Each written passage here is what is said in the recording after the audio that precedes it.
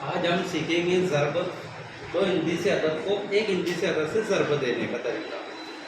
5 का पारा 5 तक, 5 का पारा 5 तक, 5 एकम 5, 5 दूनी 10, 5 तिया 15, 5 चौक 20, 5 पंजे 25।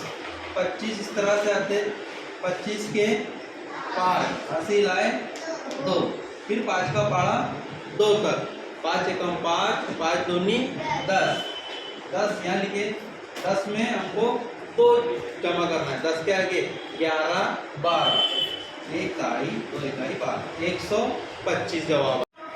दो हिंदी से अदद को एक हिंदी से अदद से ज़रब देना। 3 का पारा 3 का पारा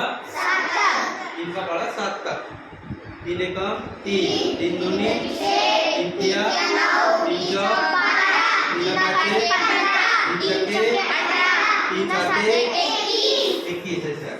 21 का हंसी लाए 2, फिर 3 का पारा 3 का पारा 3 एकम 3 दूनी 3 तिया 9, 9 में कितने जमा करने के 2 के आगे 10 1 दाई 1 इकाई 11, 111।